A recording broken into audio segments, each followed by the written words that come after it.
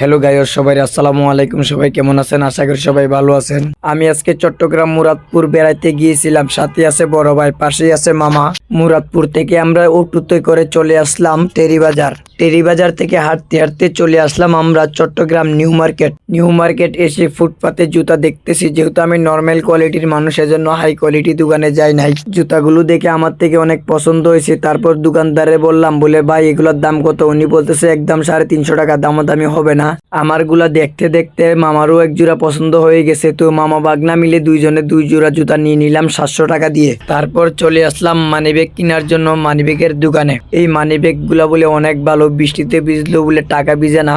তিনজনে একই কালার 3টা মানিব্যাগ নিয়ে নিলাম 150 টাকা করে। তারপর একটা রেস্টুরেন্টে ঢুকলাম নাস্তা খাওয়ার জন্য।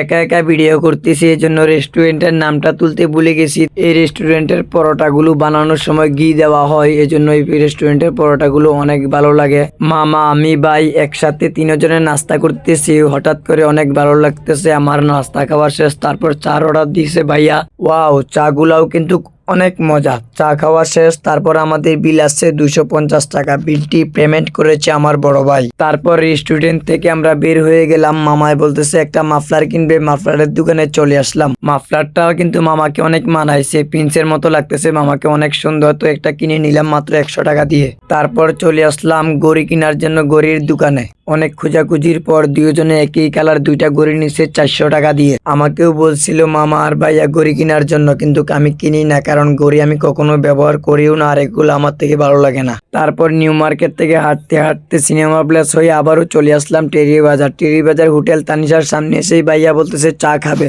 আবারও চা খাইলাম। চা খাওয়ার পর মামা বাসায় চলে যাবে, জন্য টেরিবাজারে এখান থেকে মামারে বিদায় দিয়ে দিলাম। টেরিবাজারে অল্প একটু কাজ ছিল, কাজ সেরে তারপরে আবার গাড়িতে উঠে পড়লাম মুরাদপুরের উদ্দেশ্যে। মুরাদপুর এসে আবার একটা গাড়িতে উঠে চলে আসলাম অক্সিজেন। রাত যত গভীর হচ্ছে ততই ঠান্ডা বাড়তেছে, জন্য মাফলার দিয়ে সুন্দর করে কান বেঁধে নিছি। তো ভিউয়ার সবাই ভালো থাকবেন, সুস্থ থাকবেন। আমার আজকের ভিডিও এই পর্যন্তই। দেখা হবে অন্য কোনো নতুন ভিডিওতে।